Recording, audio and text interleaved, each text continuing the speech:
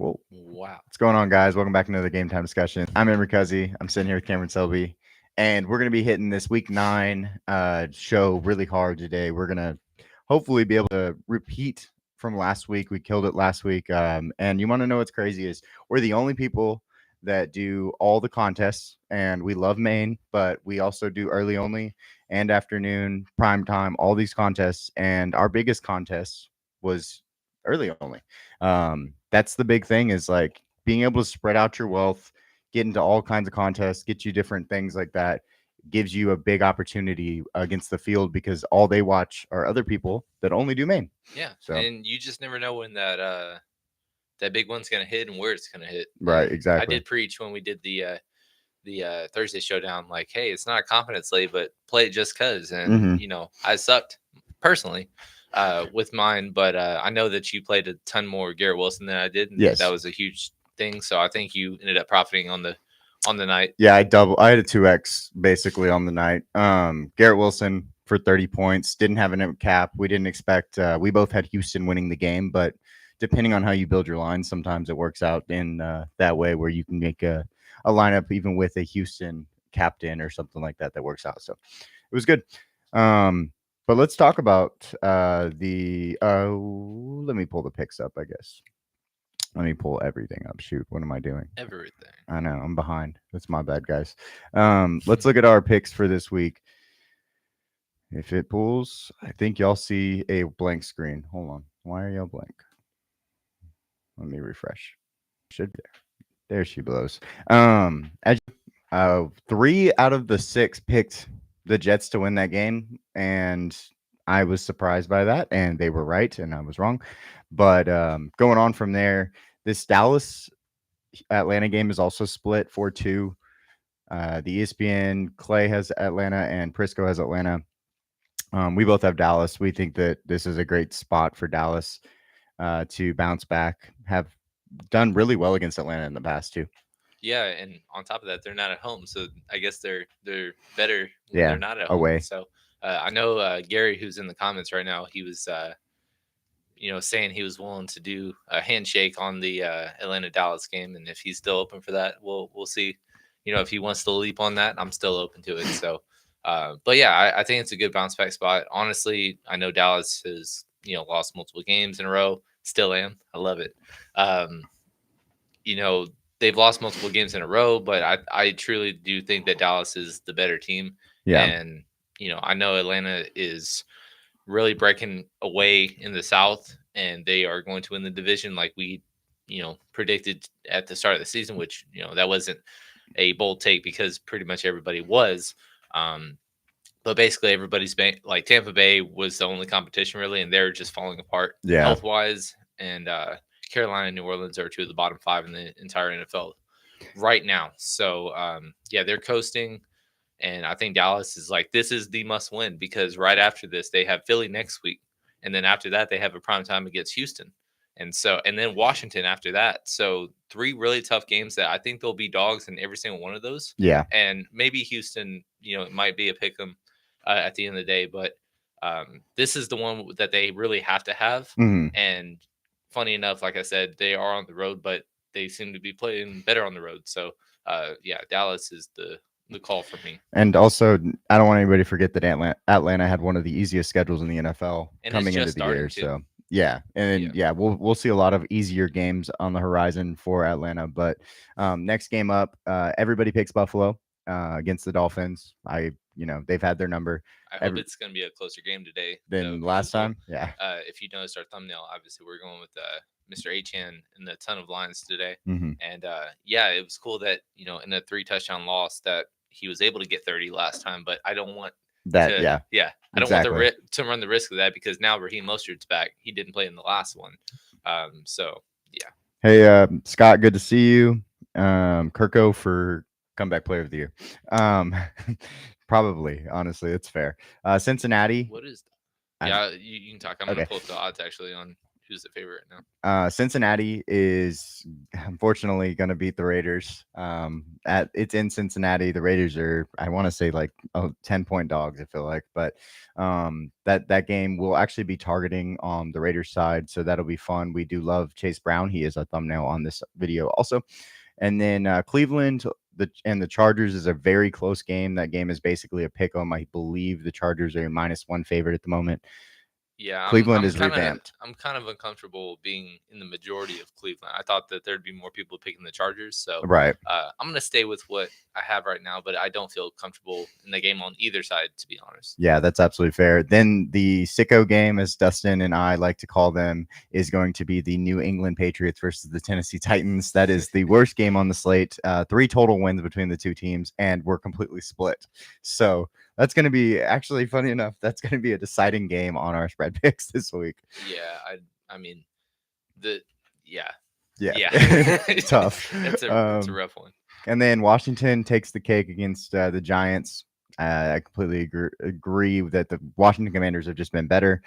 New Orleans and Carolina. What'd you find? So I was looking at the comeback player of the year odds, and it's pretty straightforward. The top 4 being Kirk Cousins, the heavy favorite. J.K. Dobbins is a very close second, but respectable because he's having a great year. Joe Burrow third, Aaron Rodgers fourth. Obviously, they had season-ending injuries. Gotcha. DeMar Hamlin's fifth. He already came back. Yeah. That was last year. Yeah. He didn't. He's a double comeback player of the year. He was a healthy scratch for most of the year. Like, what is he coming back from? I don't know why he's fifth. Obviously, Nick Chubb is sixth. He has only played 2 games, so that just shows the drop off. From that point. So. Yeah, that's interesting for sure. Kirko, there you go, Gary. But New Orleans going to take down the Carolina Panthers. Carolina is decimated, and it's just not pretty there. Baltimore gets the nod against the Broncos at home. And then Chicago. I know Scott will like this because he is a Chicago fan from Chicago. I'm really excited for that game, to be honest. Yeah, that's a good game. The 4-3 Bears versus the 4-4 Cardinals. One is in first place and one is in last place. Guess who's the one in last place? The one with the better record. Mm-hmm. But Chicago, to me, is clearly the better team. 3 of the last 4 for the Cardinals have come off of walk-off field goals. Yeah. They, give them credit where credit is due. We're going to put out our power rankings, and they're comfortably much higher than I want them to be. But, sometimes you got to just put them ahead of teams that they've beat. Yeah, for sure. So. Well, also, we said Arizona is a team that's going to be a problem for some teams because they have such a dynamic offense on some weeks and then a terrible offense on other weeks. Right. So this week, we believe that the Chicago Bears defense is just too good for them. And they really are. They're so good at football. Mm-hmm. Philly taking down Jacksonville. We just can't do it this week. We want Jacksonville to win games, but geez Louise, they suck. We need them to turn it around. Maybe, they need to fire their coach and get started in a new direction. Sometimes that lights a fire under your ass. If you ask the Raiders, we always win when we get a new coach. Then Detroit, a clean sweep of the Packers. Gary will not like that very much. Sorry, bud. But it is what it is. Detroit's just the best team in football right now. And just to note really quick, there's not much weather impacting today's games. But the Detroit and Green Bay one is the one that's going to have bad weather. There's a lot of reports that are saying there might not be a single dry moment the entire game. So if it is just wet weather the entire game, it's going to be tough for Green Bay to kind of keep pace if Detroit likes to, control a lot of stuff. Yeah. And they're already not great against the run anyways.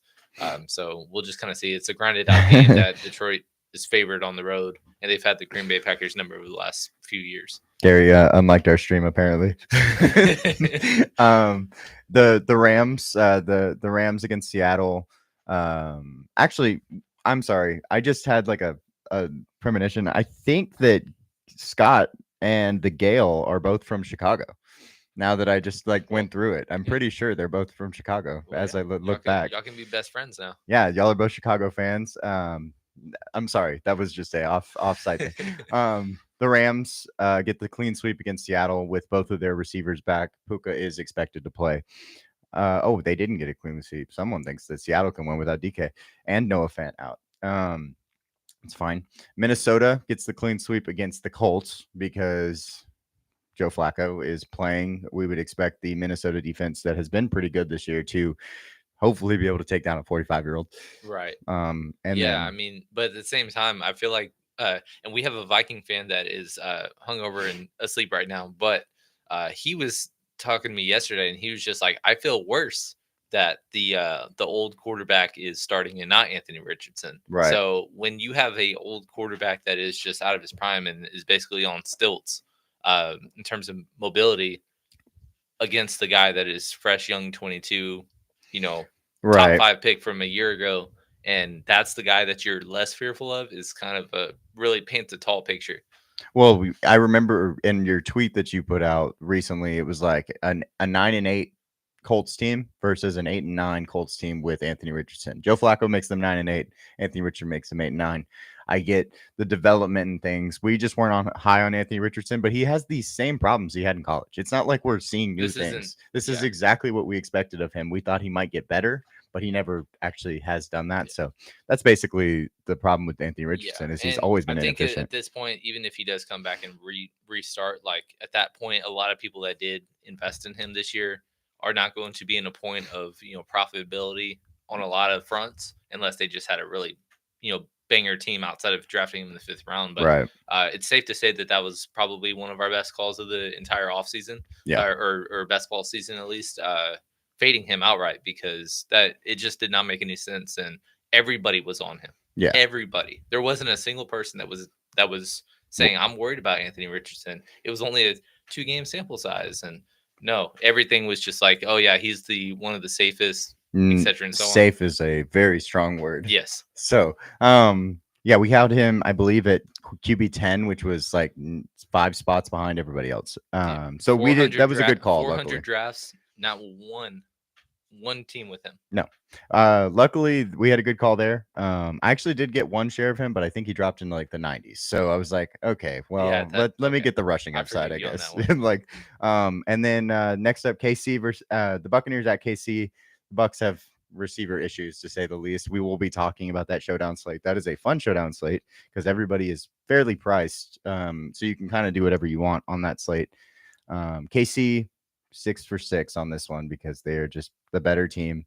They've beaten better teams, and Baker Mayfield might throw the ball 60 times, Right. which is great, which I I'm mean, excited about. I know he wants to, but there's just not really a ton to even go with. Yeah. With that, because I mean, you already know that Godwin and Mike Evans are out, but guess what? Sterling Shepard and Yes. Jalen McMillan both Both. are game time decisions with hamstring injuries. So even if they do play, that's scary to even invest in to begin with. So we'll see what happens with that one, but hopefully it's at least a fun one. I was gonna say the Gale. I actually think I saw that on your Twitter. Yeah, we stalked you. Because, well, no, I mean, we We know where you we live. friended on Twitter, so I think I saw that on your Twitter that you were a Chicago fan, or it's in your either your bio or something. I don't remember exactly.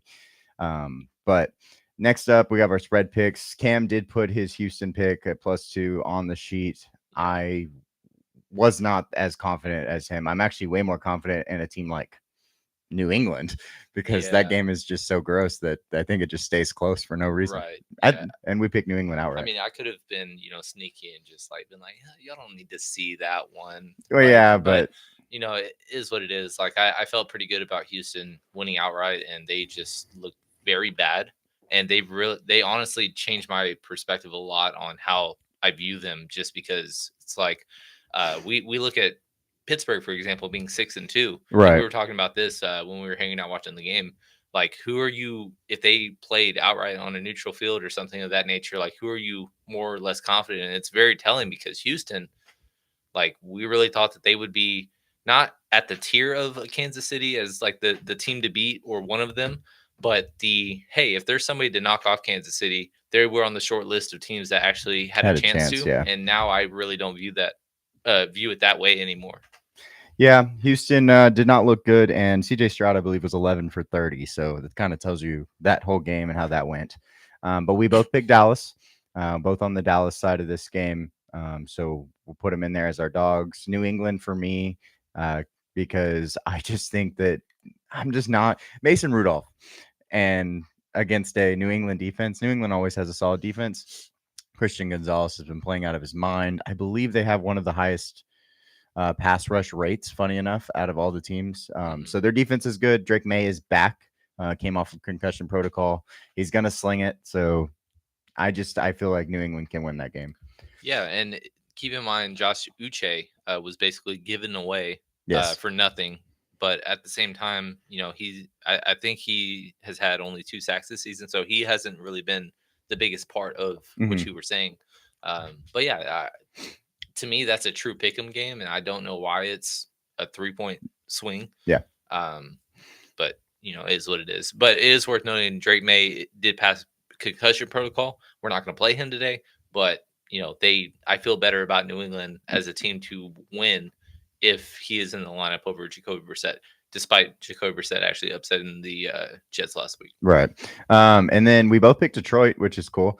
-2.5. I just think they're too good at football. Should be 2.5-point favorites. You picked Chicago +2. I like that a lot. As you know, we both picked Chicago to win the game. Not sure why they're underdogs to Arizona. And then I was actually surprised that one wasn't a part. But at the same time, it's not like there's a single one of your picks that's just like, yeah. What are you thinking? Just there? wait. And obviously, if you're 25-15, I can't question you when I'm a couple games behind you. Just wait till we talk about the Minnesota game in a little while. I have Tampa Bay +9 because I just think that line is a lot of points, and it's not like Kansas City's been blowing teams out. They've been in close games. The Rams at -1 for you. I pick them game, but at the same time, the Rams we picked 6 for 6, I believe. Oh no, 5 for 6 because one person picked Seattle without their best receiver. But Minnesota -5.5. We will talk about that. I have a very bold prediction on them. So okay, all right. Well, I'm excited to see it. So yeah, we'll start off and get into some lineup builds. I think you said we wanted to start with the primetime. Is that what you wanted to do, or did you want to go to early only? Yeah, we can start with primetime because let's do that, and then we can go into. It's honestly a really fun primetime slate. Yeah. To be honest, like there's a true decision that you have to make at the very beginning that basically all 4 quarterbacks are viable. Mm-hmm. Every single one, you rarely see that. So it's not like I think the ownership will probably pretty spread out between all 4 of them. And with that, going to determine how you do builds because you usually, if you're not going to double stack on like a main slate, which, that's not what's been taking down millions of dollars this year, has been like no stack, double bringbacks like Bo Nix did last week. Yeah, no stack. And what have you. Bo Nix is crazy. On prime times when it's only 2 games, usually you kind of want to, but all of them great matchups. So, I mean, even though Patrick Mahomes has not been playing well, Tampa Bay is dead last against quarterbacks. They've been terrible against the pass. Nice 30-second. Basically, everybody other than Xavier Worthy is cheap. Right. So whatever you want to do with that, do as you please. But, he is also the cheapest he's been all season. Baker, 64. He's probably my least favorite quarterback on the slate, and it's purely just because he has nobody else. We will be playing his cheap pass catchers, right, but we just won't be able to play him with them because it's like, how do you know where the volume's going? He might throw the ball 60 times. Okay, I gotta reiterate that. Like on our showdown slate, he is going to be a priority in my opinion because of that possibility. But yeah, I completely agree on this slate. Sam Darnold looks better. Even Joe Flacco looks better. Because I know where the passes are going. I know what how the ball is going to be moving. I mean, you feel way better about investing in the pass catchers. Exactly. The question is because when you do, I don't think this is a slate you can afford both. So it's going to be interesting. And well, if you're going to play Joe Flacco, you probably should. Yeah. But at the end of the day, they're basically the same price. So picking one or the other is going to be very interesting. I was going to reference RotoWire, but their ownership is absolutely screwed up right now. And Sam Darnold is not going to be 85% owned. So yeah, I don't know what's going on with there. And Joe Flacco right now has 0 ownership, which is not a thing. Yeah. So they're screwed up, but we're just kind of going to do a guess and check. But I would assume that Sam Darnold probably will be the highest owned of everybody. And after that, it's just kind of like pretty sprinkled and spread out, which is what I like about this contest. I'm going to say Sam Darnold is my favorite quarterback on the slate too. I'm definitely not picking Indy. Like I got the Minnesota 5.5 and I put so for my game script for this game, and we'll talk about this for real quick because I want to make sure everybody understands how far away I am on this pick. Cam has it at 30-20. I have it at 31-14. So Wow. if that tells you how I feel like Minnesota's going to do, Nick hopefully is in the chat. Hopefully he thinks that he agrees with me. He is a Minnesota fan. Yeah, we're on the Minnesota side this week, and I'm excited about how they could take over this game. Yeah, So I mean, I don't fault you for that. They've come off back-to-back frustrating, close losses. Obviously, the box score and the scoreboard of the Colts game, not the Colts game, the Rams game, doesn't reflect how close it was and back and forth it was. right, They started off both teams 4 for 4 on terms of touchdown, and it was just like, oh, this is going to be one of those like Atlanta Tampa Bay kind of yeah, Thursday night slates, and it kind of held up, but Matthew Stafford had his best game of the season by far, and Minnesota just kind of ended up not being able to keep up. But I think that this is a great spot to bounce back for them, and they're a 5.5 point favorite for a reason. But it's interesting because it's really hard, despite wanting Sam Darnold, to do a double with this team, just because well, Jordan Addison for the most part has really been a dud this year, and he is kind of reasonably priced, but it's hard to invest in when it's like, oh, there it's an awkward price range, especially when it's like you got to go up to Jefferson for Yeah. sure if you're doing Sam Darnold, and then way down low, you got minimum price Tampa Bay receivers that are worth mentioning, but then there's for sure. also a bunch of 6,000 receivers that are interesting, and you want to bring it back in some way, shape, or form. Minnesota is probably more susceptible against the pass than the run. That's why they are 32nd against receivers. Yes. So that's just kind of the things that I'm thinking about if I'm doing the Sam Darnold build. Well, another thing is TJ Hawkinson's back, and he's actually more expensive than Jordan Addison, which makes it a little more uncomfortable. Oh no, they're the same exact price. I thought Jordan Addison was 5,000 for some reason. So Yeah, same but price. at the same time, Kate Auden, Who you more back-to-back confident with? 10 target games, Yeah. and obviously he was our darling last week. What? And then also Travis Kelce, since over the last couple weeks, has really kind of caught fire. And so it's like those are, if there's going to be any chalk, it's that probably 85% of lines minimum are going to have either of those tight ends and maybe both. I don't know if we can fit both. We'll maybe play around and see what we can do. But I mean, it's frustrating, but I don't see a way to get up to TJ in this one. Yeah. Even though I really, really, am glad he's back and playing again. Yep. So let's talk about which bring back you want the most, because I'll leave it as a 1 right now.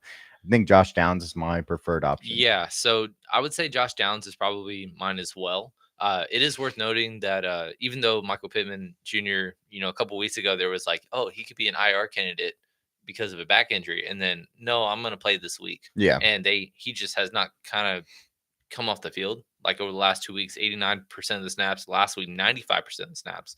But that's not really reflecting in terms of production and stuff like that. Josh Downs actually has been more of a beneficiary to a Joe Flacco playing than Michael Pittman has. And on top of that, if he is healthier, I know he's been limited over the last couple of weeks with a injury in practice, but he has not missed any time since his ankle injury to start the season. So I think it's a really good spot for him. Yep. Running back is pretty straightforward because there's only 4 basically, or 5, I guess you can get to. Aaron Jones at 6,800 is a pretty penny. You could always go JT as your bring back. We're not going to do that in this build itself. Kareem Hunt, though, at 6,500 makes a lot of sense in my personal opinion in this game. Yeah, I mean, he's just kind of unrivaled with his touches. Like, Yeah. he's been 20 plus, opportunities each of the last 3-4 weeks, and being 65, he's probably the safest. Yes. And on top of that, has the upside because he has been given the reins of being a goal line threat. They're not doing these gadget things for Mahomes to get some extra touchdowns and stuff like that. He's actually not scoring that much. Bless you. Thank you. So yeah, I really like Kareem Hunt today. What's interesting is that even though Kansas City is number 1 against running backs, because of Tampa Bay and their lack of receivers, both of the running backs, Rashad White and Bucky Irvin, which are basically the same price, are getting a boatload of targets. So I think both of them are viable. And I think if you're going to make a move to get very different, I think it's very fun and interesting to play both. Whew, okay. And I'm not saying that we are going to for sure do that. And I don't even know if we'll do multiple builds, but nobody's going to do that. and both of them have like 7, 8, 9 target upside. I mean, look at last game for example, Rashad White, Last two. may or may not play, but then 6 targets each of the last 2 weeks, 5+ receptions. He had 3 touchdowns in the last 2. But at the same time, Bucky is playing just as many snaps. 7 in the last one. 13 he had total. seven pass. receptions. Yes. He's had 3 straight games with over 15 fantasy points. So nobody is thinking of that. On top of that, you see the first against running backs, and that kind of scares you a little bit. But right. This isn't a prototypical, we're relying on 20 carries right, to yeah, get for there. Sure. On top of that being a PPR site, like I think that's a fun and interesting way to go if you wanted to be different on this slate. For sure. Let's not do that in this build because let's Right. make a very straightforward build. What defense do you think? It's really hard to not play either of the top 2. Yeah, because they are both kind of comfortable favorites. And on top of that, Minnesota has been scoring a ton. Yeah. Don't even have to go with the soliloquy, but Minnesota has actually been doing a lot statistically. Yes, they're very, very to benefit. good. So them being only 3,200 was pretty great to me. And obviously they had a dud, against the Rams, but that was just they just didn't have the production. Yeah. Well, multi-sack games. Yeah. We defensive played them touchdowns a ton this year because they've been like double-digit upside every single week. Yep. Kansas City is actually one of the best defenses in the entire NFL, but they haven't really been getting turnovers. Yeah. Other than the 3-pick game against the 49ers, but I mean, you see the other 5, there was only 1 or 0 on every game, so they're not really having the upside. But at the same time, they're a 10-point favorite or 9-point favorite for a reason. Right. So to be honest, I just pick one or the other. Minnesota. I'm on the Minnesota side because I love the turnovers, the possibility of defensive touchdowns, or possibility of a special teams touchdown. Trent Sherfield. Well, for the sake of your prediction, I hope that instead of a 31-14, it's a 31-13, so we can get that extra. That's fine too. Bonus, Yeah, I'm cool with that. And then let's go down to a cheap Tampa Bay receiver because so we have to. You did scroll past them, but wow, again, there's not many receivers. Jalen McMillan and Sterling Shepard, and again, we'll find out tomorrow, but I expect at least one of them to play. Mm-hmm. But even if they do, it's kind of scary because both of them are hamstring injuries. Right. Raheem Jarrett, which you probably don't his name, actually had a good Sterling Shepard, and I think is really interesting at being only 3,000. It makes a lot of things work. Right. So even though Kansas City really good defense, you don't really have to do much to get return on minimum price. Yep. We're gonna throw him in because he's 3,000. That gives me the opportunity to hopefully get some nice tight ends, maybe 2 of them. Kate Otten will be a guy that we want to target. Yeah, let's do it. Shoot, that's over 100 short actually. Tough. I can go down to Kansas City so on this one, just for this one. But yeah, so go down to Kansas City. You can pick your favorite Kansas City receiver to pair. Travis Kelce is my favorite today over the two. Yeah, the thing that is tough is just that you are doing a single stack with a Sam Darnold. Yeah, but you got the obvious one. Obviously, you can't do a Sam Darnold build without Justin Jefferson. But again, I don't know if we'll force a second option in the middle. Right. I do like Aaron Jones a lot, and I think he is stackable. It's not like, hey, they don't kind of correlate because he actually has some pass catching upside himself. I think for the last couple, he gets a couple. Yeah. So. But I mean, he had some previous games with 5-6 targets, so he's always been a PPR catered back, anyways. Mm-hmm. So yeah, he's in a pretty good spot today, and Indy just has kind of gone back and forth between like, oh, we're bad against the run this week, we're bad against the pass this week, but they've had 3 straight games of playing either banged up teams or just really bad offenses as a whole. But let's not forget the fact that they had like 300 plus yards allowed to a Trevor Lawrence, a Justin Fields, a Caleb Williams, who were not playing well before or leading up to those games. So they really actually have had a beneficial I guess schedule and the quarterbacks they've played, but at the same time, they're still one of the worst in the NFL against the position as a whole. For sure. Let me clear this and we'll go to a different slate. That was a fun slate. We can also do the primetime slates if y'all want to see City versus Buccaneers primetime or Minnesota let us know.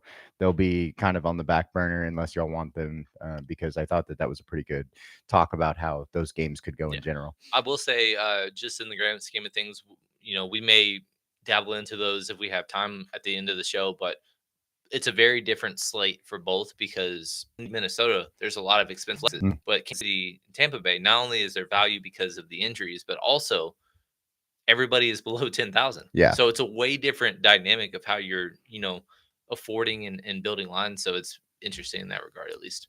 So we'll start with our early only for anybody that's going to be playing main or early only or afternoon. Early only actually has a ton of quarterback options that we have to talk about.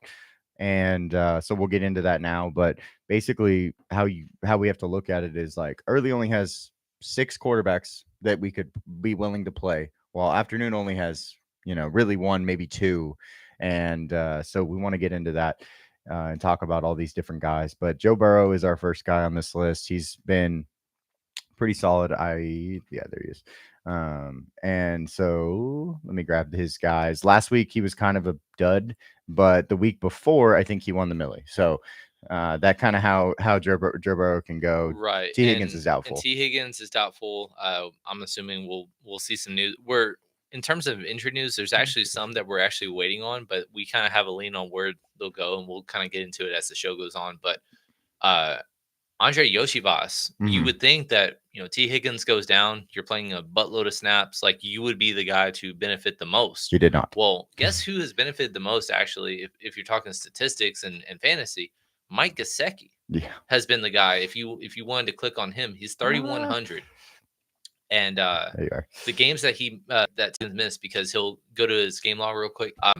Last week, 7 for 3 targets, obviously on day, which is fun.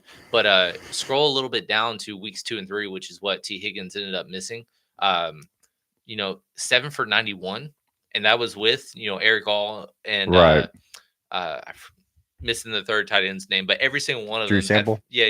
everybody had 4 receptions in that game, but Mike Gesicki benefited the most, and then he had a 4 for 47 on 5 target game against the Commanders. That was the first game back actually for T. Higgins, but he's been the one to benefit the most. He's only 3,100, so he's a really interesting way to save a lot of cash today if you are doing a double. But then also Zach Moss is out today. He was officially ruled out right before the show started.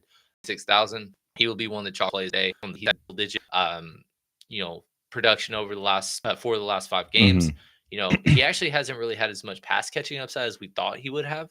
But I mean, if he's going to get all the looks today, he's very, very viable, in a potential double. Yep. I love Zach Moss. I mean, I love Chase Brown today. I'm glad Zach Moss is out. Actually, gives right. Chase Brown and our best ball team the most opportunity to get some points.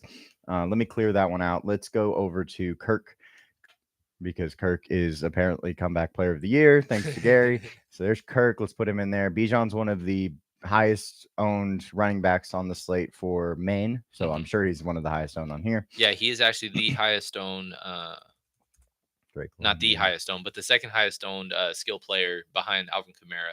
And we'll talk about him later today because he's a very interesting topic of discussion as well. But yeah, Atlanta Dallas is the highest total on the entire slate. Either side you want to go to, if you want to stack, double stack, bring back, I think you need, especially on an early on slate, have something of that game. For sure.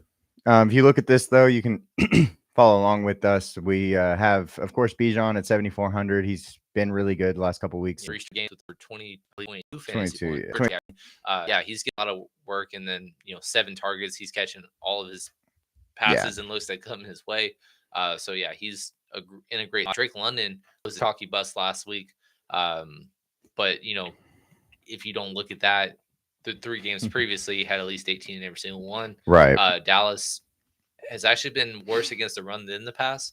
But I mean, Kirk Cousins is throwing it a ton, and it starts with Drake London. Yep. And then Darnell Mooney has been the true wide receiver on this team this year with plus fantasy points, 17, 14, 34, 18. He's actually dropped in what I think is because of the fact that Kyle Pitts has played so well recently. Yeah, I mean, he's had 4 straight games of 65 receiving yards, and ownership is reflecting how well he's done. I mean, double-digit points in each of the last 4 games. He scored allegedly 2 touchdowns last week. Right. Almost got punched out on the goal line on his second one, but I mean, he's been balling. He's still under 5,000. Tight end is pretty kind of spread out today as a whole. So if you wanted to go that route, I don't blame you whatsoever. I mean, if you're looking at ownership, There's not a single tight end on the entire early only slate for RotoWire that's projected over 10% ownership. And Kyle Pitts actually isn't even projected over 6. So he's a really good spot to get different. Don't mind him at all today. Plus, looking at Maine, he's under 4%. So I Yeah. think that's also interesting. Ray McLeod is the last guy in. He's actually been the least beneficial of the impact that Kyle Pitts has had. He's had way less involvement and targets recently because of that. So Yeah, he's kind of fallen off a little bit, but he's still playing a ton of snaps. So, Mhm. I mean, he hasn't had a game below 80 snaps since week 1. So he's just playing a ton. Who knows if he catches touchdown? He's kind of touchdown dependent, but there's not a ton of value at receiver this week. Obviously, behind, we'll talk about Jalen Coker, Cedric Tillman a little Right, bit. of course. But other than those guys, there's not really a ton that we're just like, oh, like last week, it was just every Cleveland receiver, every Tampa Bay receiver was cheap. Well, I mean, Ray is one of the cheapest he's been all year. He's getting the opportunity or the snaps at least. Yeah. And you just never know when those things are going to hit. Yeah, he needs what, 4 targets, 5 targets max to pay off at 3,800. Let's go over to the Dallas side of the game. I think this is Pretty Cam's straightforward with Dallas. favorite. I mean, it's straightforward with who's getting the ball. I Yeah. mean, it's CeeDee Lamb. He finally had his boom game last week. It actually kind of hurt us because we were really taking down our showdown slate. We were, And then yes. he ends up in the fourth quarter having, basically every target, scores 2 touchdowns, ends up with 42 fantasy points, at least on DraftKings, and ends up becoming the optimal captain over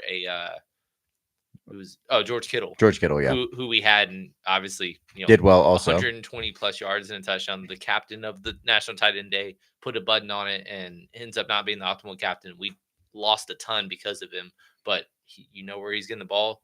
Atlanta has actually been pretty bad against wide receiver ones, at least in recent weeks, despite having a pretty good secondary. But yeah, 88 for 8,800. That's kind of an easy way to go. Jalen Tolbert and Jay Ferguson seem to just be the same price every. Ferguson back weeks of just kind of dud performances, but he did have 8 targets last week. You never know when those things are coming in a wide open tight end slate. Let me look at actually the Dallas ownership today. He's 5% owned on the early only. So very good spot in the highest total. He's actually also 5% owned on Maine. Yeah. So that seems about right, honestly. Yeah, it does seem about right. So very good spot to get it from. But at the same time, Jalen Tolbert, same price, and he could very well be the guy as well. It is worth noting that Rico Dowdle had a mysterious that was weird. Scratch last week right before the game. He wasn't feeling well, and then signing autographs and stuff like that. Well, he's in today. One, Atlanta is pretty much better against the run than they're the pass, but also now Zeke is the one that's doing the mysterious inactive. He's missing team missing team rules and a team. There was a report today that he missed a team meeting that was quote unquote the final straw. Oh, okay. Whatever you want to make with that, we weren't going to play him anyways, and outside of Rico Dowdle possibly being inactive because we didn't know what to make of that. But yeah, Dalvin Cook is healthy today, and he's going to play. He's 4,800. I still wouldn't play him, on this kind of slate, but it is worth mentioning at least because you're just trying to pick who are the guys to do a double with in this game. And it's basically picking CD and then either Tolbert or Jake Ferguson. Yep. And then let's go to some puke. It's not true puke, I guess, this first one. Oh, I just have Dallas. Let me go grab. Okay. New Orleans is playing against the worst team in football. Alvin Kamara's got to go in there. Wide receiver. We got Chris Olave, Tipton. I don't know if Cedric Wilson's going to play. I thought he was. Yeah, he's a game time decision, and obviously that's not a name that you're thinking of like a start sit decision for a redraft league. But in terms of fantasy, Bub Means is on IR. Yes, he was getting a lot of run in a couple of weeks with Rashid Shaheed going down for the year, and then Chris Olave missed a game with a concussion. Basically 2 games because he got hurt on the first target he had when we played him, and it was unfortunate. But also Jamal Williams and Kendre Miller both out today. So, and Alvin Kamara on top of that, we know of and love him. He's the chalkiest guy on the entire slate today. But at the same time, they haven't really been just giving him the 30 touches. Yeah. He did have a big game against Carolina one. Still only a pedestrian, or I'd say pedestrian, but 22 fantasy points. you kind of wanted more if it's just like a 47-10 blowout and they're playing for the Right. head the entire game.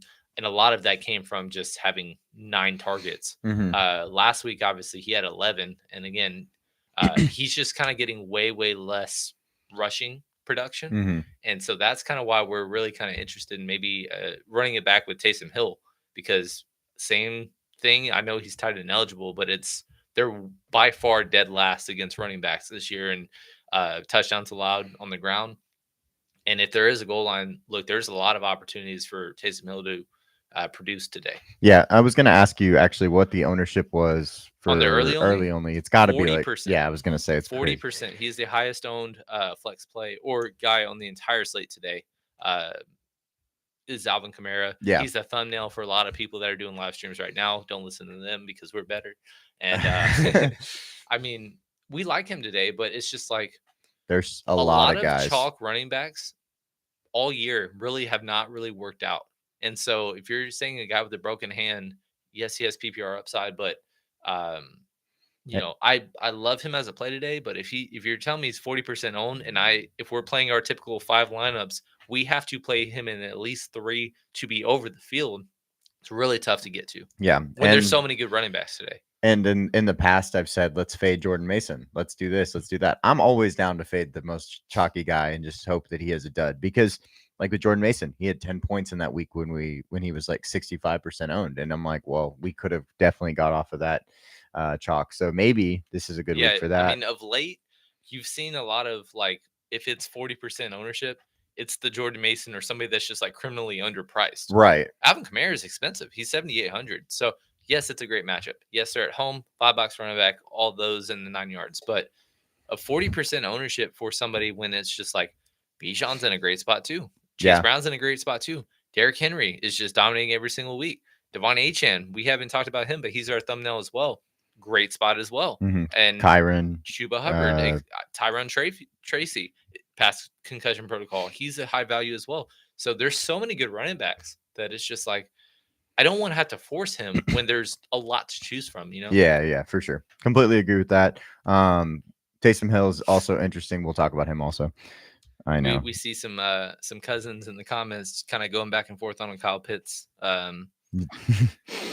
This is the Pitts we've been waiting for the last couple weeks. We just waited for Kirk, Dustin. That was what we were waiting on. Not Kyle Pitts. Kyle Pitts was already here. He had 1,000 yards in his rookie season, but we just couldn't get him to have a quarterback that was this was our last straw with him in terms of investing in him, at least on the Falcons, because they just refused to give him the ball. But recently he's been working out. So but yeah, now it's Pukey time. So come on. What do you mean? On top of exactly where you want to be. You know, it being a decent spot for both of them. Yeah. You usually don't see starting quarterbacks this cheap, and sometimes we'll see the 4,000 quarterbacks, and it's just like, oh, last minute, like sit, start, benching, injury, whatever. Yeah. Like Gardner Minshew, we knew he was going to start, and whether or not it's Andy Dalton and Bryce Young, we'll talk about them. I don't know if we'll play them as much as a Gardner Minshew, but both of them being 4,400 in a good spot, it's like, come on, guys. You need 10 points at this point to work out, and we saw Gardner Minshew last week go for 16. It's pedestrian. Yeah, he's been turning the ball over a lot, but there's no more, Antonio Pierce benching opportunities, because he obviously genuinely does not like Gardner Minshew with all the times that he's benched him this year. But Aiden O'Connell has now broke his thumb, so there is literally no one to bench him for. Right. And you just kind of got to let it ride. So, and on top of that, it's pretty straightforward now that Jacoby Myers is back. Where you want to go with these three? Honestly, it's Brock Bowers, who's the most expensive tight end. And he's coming off. He was one of the few tight ends that did not work out last week because they decided after the first, we're not going to throw you the ball until the fourth quarter.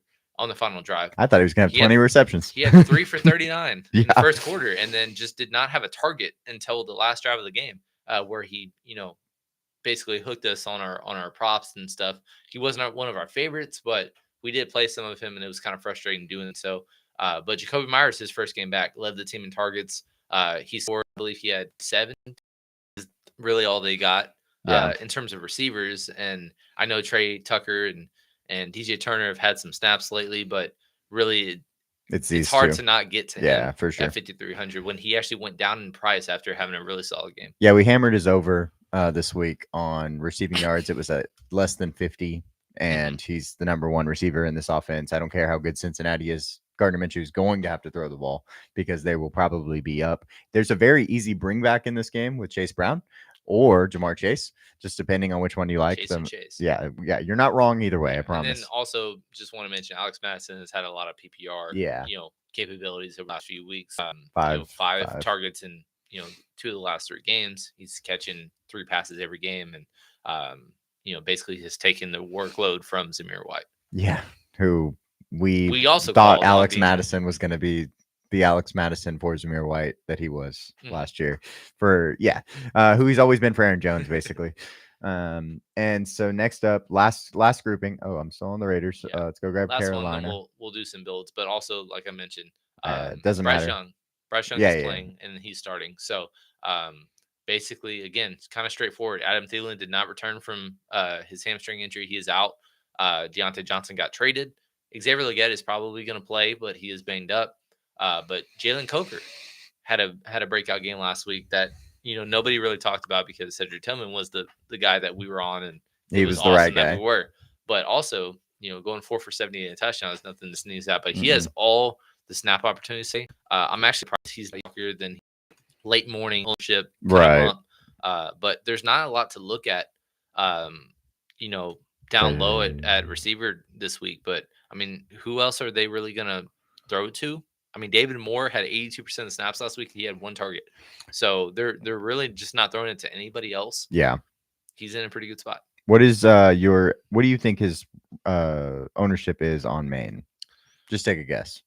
I think I saw him under 8. Yeah. So that's crazy to me. 6.7%. Yeah. I mean, for a guy that is, I mean, he's also, he's not competing with like cheap guys. That's the thing for me. It's like there's no one else down there. I don't know if we're going to take a stand as far as like doing Cedric Tillman doing 80%, which right. we had 100%. And I made us take him out of one, and I'm sorry for doing that because it was a great call. But I don't know if we'll get up to 80%. Yeah. But at least 3 lines because he's just going to organically fit, and we're going to be playing a lot of New Orleans. Yeah.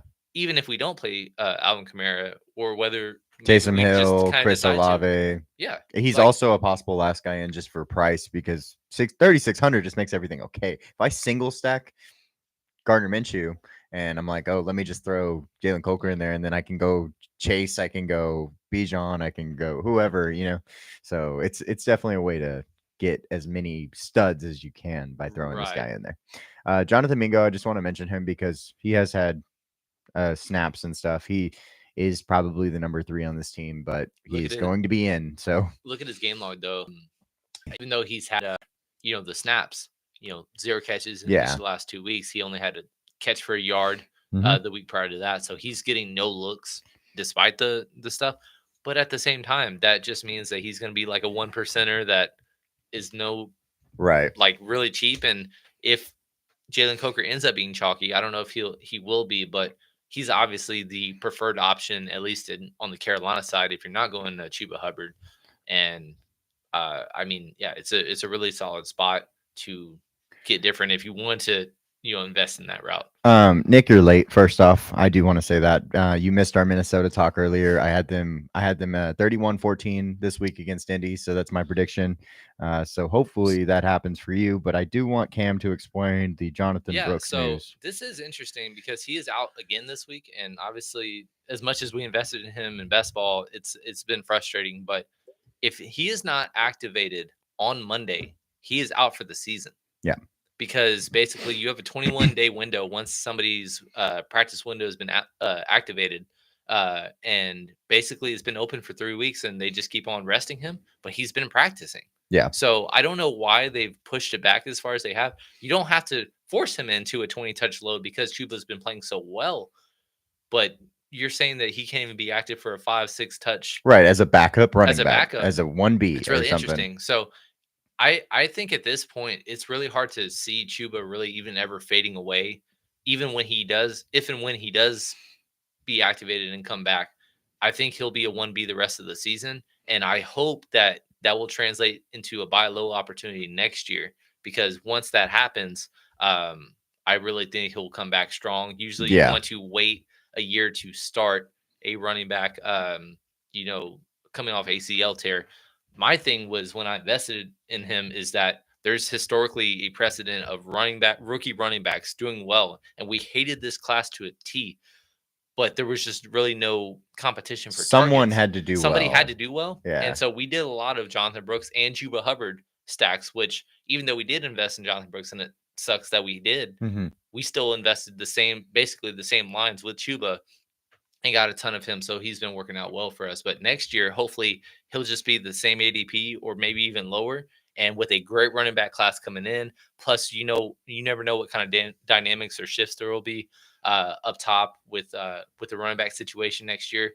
I just hope that it'll be a good spot to buy low on him next year. Yeah. But right now, again, he needs to be activated on Monday or he's out for the year. I expect he will be, but I don't think it'll really eat into Chuba's workload enough Right. to just say he's a pure fade or droppable or anything Yes, you want for sure. to do in that regard.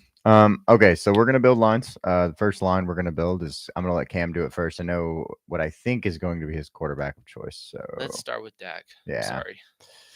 I'm not excited. No. Okay, if I go Dak, I'm going CD, and then you want to double stack, I'm guessing. Yeah, so let's put in Jake Ferguson.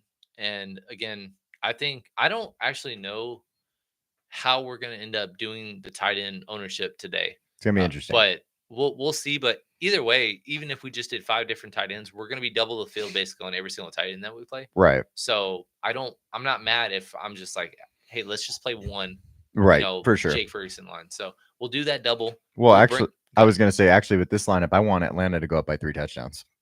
Just saying, because Dak is he only good plays when good he's then. playing from Yeah, behind. exactly. I mean, if you want to look at there a few years ago, he played against Atlanta, and they were down 3 scores. In game it was awesome. awesome Great. game. The whole 9 yards. Like, I want that exact situation Yes. today, and it'll help us prosper. My bring back in this one, I actually prefer Bijan. Okay. Like I said, Dallas has just been awful against the run and running backs. Fair enough. And again, we're a chalky, especially on the only. I just think it's a good way to afford an expensive running back.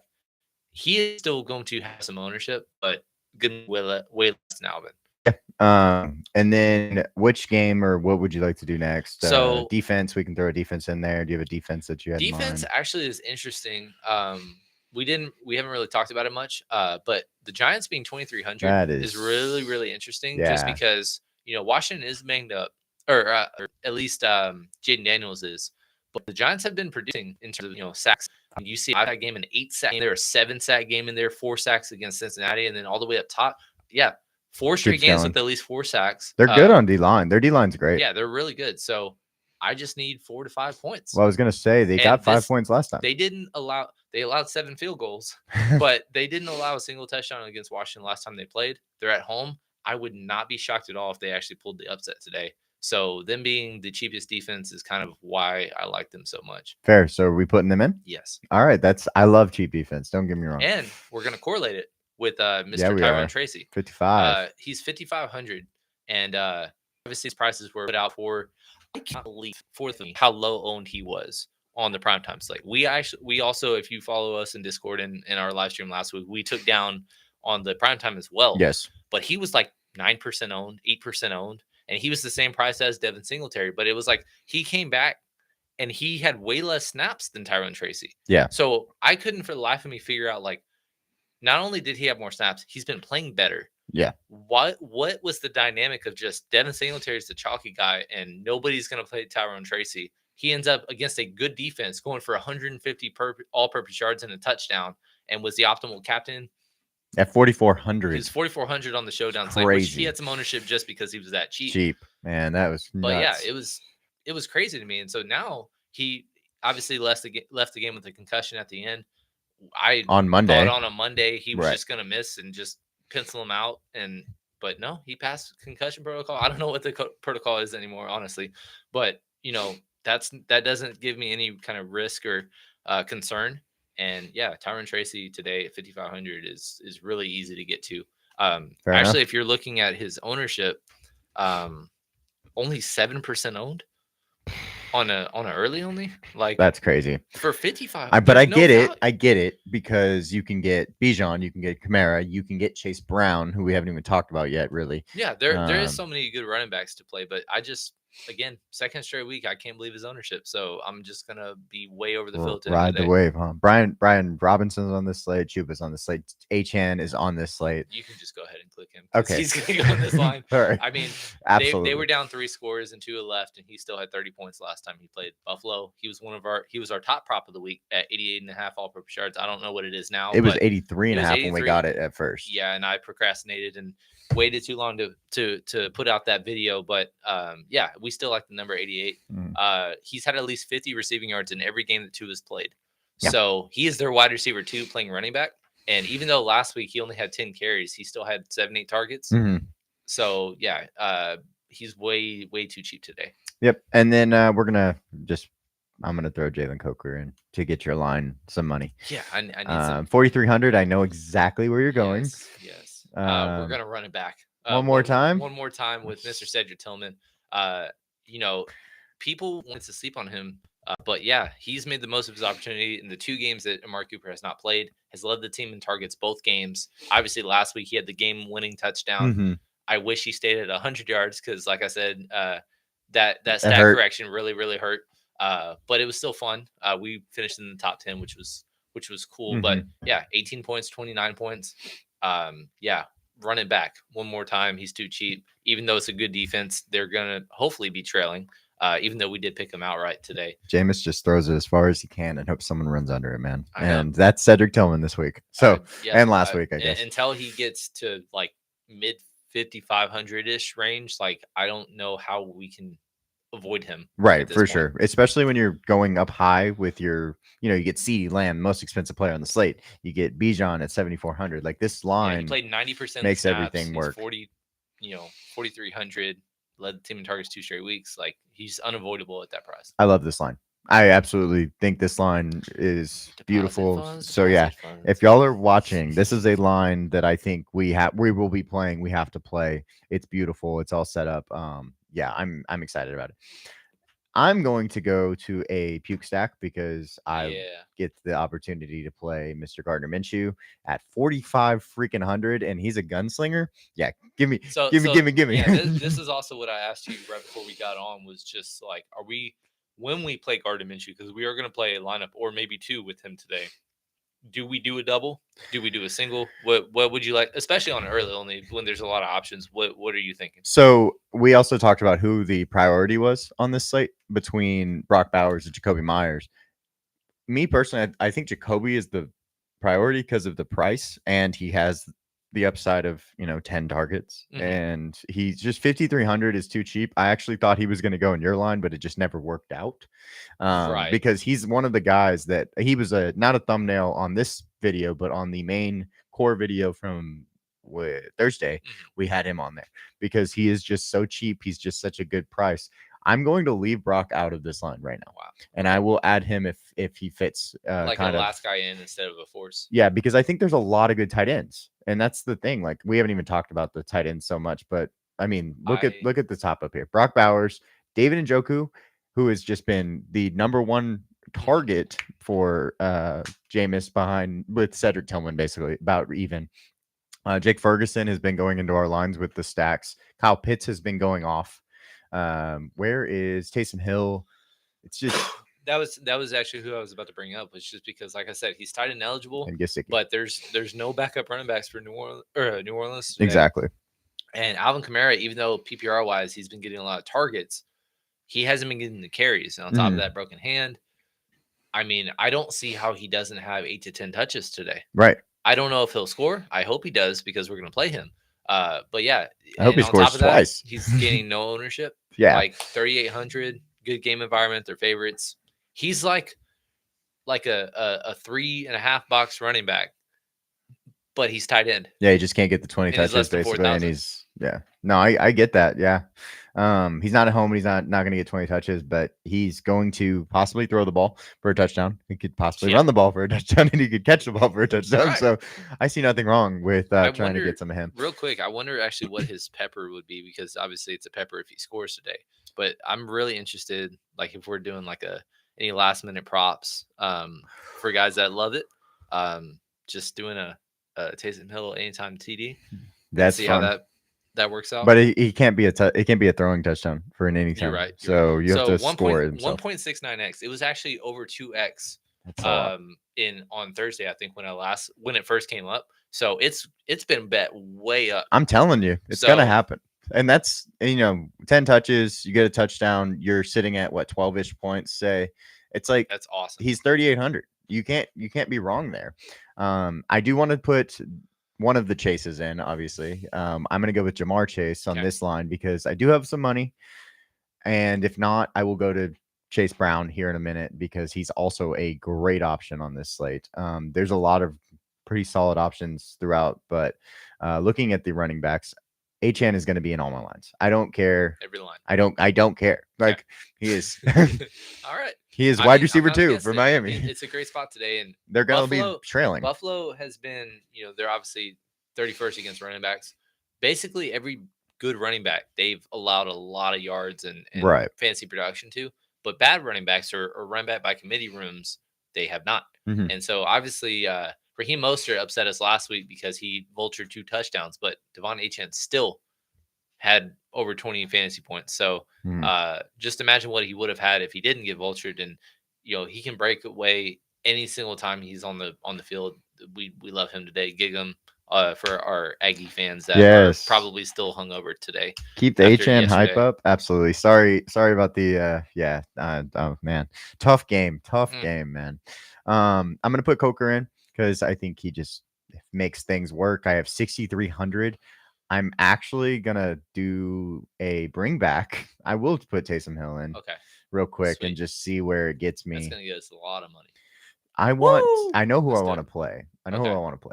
I want to play CD because I have to have a Dallas Atlanta. I think. If I go CD, what does CD give me? 64. Oh, I'm 100 short on Chuba. But you wouldn't want 2 new Carolina players. Bijan. I mean Brian Robinson, who might not play, but he's not a bad option. Yeah, they said he's expected to play, but it is a hamstring injury. Those are always scary. He was actually one of our favorite props of the week, and we kind of cooled off it because of that. And his the line has reflected that it's actually gone down, even though it's a great matchup. But yeah, C and Chase, that's fun. If we went down to a Chase Brown, are you willing to do a double Cincinnati in an early only without Joe Burrow? So why not? It works. It works when you bring bring back. If you're not, that leaves even more for Tyron Tracy. Put in him. Is there any defense that you're willing to go up to? Let's go look from this. Defense is kind of Broncos. We don't feel as great. Last week we were in a rare occasion, we were like spend up on defense. Yeah. Because every single one of them was playing a backup quarterback or at home or in a great matchup. And basically everyone other than Denver killed it. So, and Denver was just solely, they dominated the game, but they just didn't have the turnovers and sacks like they have been over the last few weeks. But yeah, 2,800, just short of like the worst game of the week, the sicko game, as you referred to it. New England, I know. New England. Open for either one. If you went down to Tyron Tracy, you could afford either. Yeah, it's up to you. I'm actually okay with that. That makes a lot of sense. I want Tyron Tracy in a lot of my lines. Okay. Achane is going in all of them though, so it's kind of how that goes. Love it. Would you rather? I'm going New England, but I mean, just talking about it, New England and Tennessee are both affordable. I was preferring Tennessee when I was under the impression Jacoby was going to play, but because he's not, let's go with New England. I'm in a better spot. I mean, it's not pretty. Awkward that they've averaged 0 points per game over the last 3. Houston, but Jacksonville, and the Jets, though. Yeah. And so the problem is just they're it's not even a problem. It's really a solution, but they're playing Mason Rudolph. So I don't see how. And on top of that, we thought this was a Julius Chestnut week. But apparently Tony Pollard is going to play. He's also didn't practice the entire week, so it's not even a confident play if you do go forward with him. He's also considered pretty freaking chalky, which I do not like. Yeah, that's kind of silly. But yeah, I like this line. You could also instead go to Tillman, I think, from Coker, if you were like, well, I'd rather have, Right. Tillman, because I'm not getting any Jameis receivers in this one, but I like it. But again, it's not like even though we love Tillman today, it's not like it's a great spot to No, where it's just like he's a must play, right. just like he was last week. It's mainly purely a price thing because if he was again 5,500, we wouldn't really talk about him today. Hmm. It's purely a price thing and the fact that he's been leading the team in targets over the last 2 weeks. I think this is a fun line, though. I do not want to have 100% Tyron Tracy, probably, Well, it's but hard to do so because there's so many good spots, but because of how low owned he is, and the price, if we only man. did 2 or 3, like we're gonna be way over the field. So we'll just kind of see. Yeah, but I do love your line. Your line will be a line that we send in the chat. I think that line was awesome. Sweet. Let's go to which do you want to talk about next? Let's see, guys. And as we're going to the slate, look at that bankroll that's starting to kind of creep up. Don't Started don't at jinx. we're going to do a lot of winning today. That's Um, plus. but yeah, as we're transition to the next slate, I think we'll go afternoon only next, which is Dang. not a fun slate this week. No. But if you do have any start sit questions, obviously we're creeping up on the start sits inactive list coming out in about 20 minutes. So if you do have any last second start sit decisions or any questions in general, it doesn't even have to be about the slate we're going over. Feel free to ask and we'll answer the best we can. And I hope we won't be wrong in our answer. Well, the one time we were wrong, they both scored like 15 plus points. So I Yeah. wasn't, first guy we have to talk about is Jalen Hurts. He has all his active receivers. I'm not clicking on anybody else. The problem is Kyle just Patera again. he's actually let me look at the main slate really quick, the ownership, because I was actually surprised that he's not like chalkiest quarterback. He's at 10% on 10%. Yeah. He's one of 3 that is, but I thought he was really going to be, the fact that Josh Allen is actually the highest owned is kind of confusing because he has not been producing as well. Right. And on top of that, it's hard to stack. At least Jalen Hurts, it's Devontae Smith or AJ Brown. Yeah, who are you going to play with, Josh or Allen? Grant Calcaterra, another cheap tight end to mention. But yeah, the frustrating thing is just Jalen Hurts hasn't been throwing it a lot. Like he had 14 attempts 2 weeks ago, and then last week 20. he went with 3 tush pushes. Yeah, it was. that really went in, but only 20 pass attempts. It's really hard. It's frustrating when you're doing daily fantasy builds, right, when typically want to do a double or a single at least. It's like Brown we loved last week and 11 targets had his worst game at least of the season. Really solid game overall, but all of these guys can go off today. Yeah, but I don't really have the confidence in really telling anybody which specific guy is going to go off. And I mean, the ownership doesn't really reflect it because obviously a top 3 owned quarterback, all of them are below 15% ownership. Like Saquon is the most owned at 12% for the main at least, and then AJ Brown and Devontae Smith both under 10%. Mm-hmm. So yeah, it's just hard to have confidence and faith, but all of them make sense if you wanted to go that route. One thing I was going to say is we didn't talk about Daniel Jones on the first slate in early only, and that's actually kind of by design. We have other puke quarterbacks, but I know that a lot of people are talking about Daniel Jones being their guy to go with. Yeah. And well, and Malik Neighbors. Kicked off our puke. No, he was week. great. So, but in week 2, he did great. He just didn't, have a ton of scoring. But I think he had 17, if I remember correctly, something like that. But yeah, this slate in particular, because it's a I believe a 4-gamer. This one is. Yeah. So he's not on it though. And we. I just you're right. Bring him up. But yeah, I mean, it's really hard to decide which quarterback we're playing. But I mean, obviously the safest one is Jalen Hurts, but I don't really have confidence in, doing a stack or a double stack when there's a lot of other skill players I really want to get to that are pretty expensive. Mm-hmm. The next guy we have to talk about is for the Rams, Matthew Stafford with his quarterbacks back is finally good again, guys. I mean, I thought Matthew Stafford was a guy that's going to make any work, but as you can tell, without his guys, he had 4 games of pretty awful stats. Before the only week he had both of them, that was like a one he did well in a great matchup. But other than that, he had less than 14 fantasy points in every game. Granted, a lot of that, or every single one of those was without one or both of Right. those receivers. The scary thing is Puka re-injured his or re-aggravated at least his same knee Mhm. that he's been dealing with. And I really wanted to get to some Puka today, but that's just kind of really scared me off because it's like, like to be honest, it's actually a better matchup for Kyron Yes. to go, and he's obviously 800 more expensive. I mean, we'll just kind of see where we go and what happens. I really want to force some Kyron down. He's in every single game this year. He's leading the league with 10 touchdowns already through 8 weeks. What a dude. 7 games. Stud. Yeah, averaging 20 a game. Great spot. Seattle has just been a funnel. Yeah, I have a question though. Go ahead. So are you more, and this is obviously a 4-gamer versus an 8-gamer, but we are most likely fading Alvin Kamara on in the early only. Mhm. Kyron Williams is 48%. And so he makes me less nervous though, because I think his upside because of the rushing is there. He's a 20 touch guy. He's basically a 4-box running back today. But at the same time, telling people to fade Alvin Kamara, but not fade Kyron Williams at 48%. I want to hear the justification, I guess, because I am with you that I want to play as much Kyron as I can, but he's $8,000. You've really, turned me on to the fact that we're just gonna fake Alvin today. We're just like, hey, Right. listen, this isn't a 30-point game for him.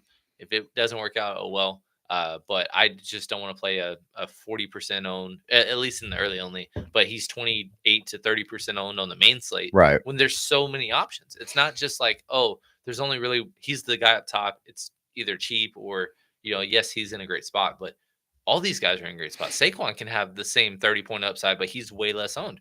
Obviously, in the 4-game slate, it's reflecting ownership. But I mean, Kyron, Saquon, Kenneth Walker, all in fantastic spots. And that doesn't include a Jahmyr Gibbs or David Montgomery, who are apparently going to be playing in the rain. Yeah. And guess what? That means that Jared Goff is going to have 60 passing yards again.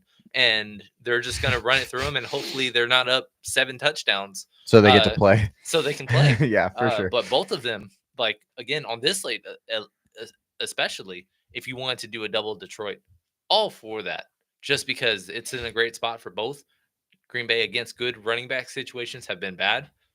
And they're not necessarily a value at their prices. I mean, David Montgomery is 6,500, but he scored basically every game he's played. Jahmyr Gibbs season high 7,600, really hard to get to, but and on top of that, being a kind of smack dab in the middle of Kyron, Saquon, and Kenneth Walker, he's shown the least ownership of those 4. So yeah, doing a double of Detroit is really, I think, viable, at least in the afternoon slate. I want to refer to what Dustin just said real quick. Yeah.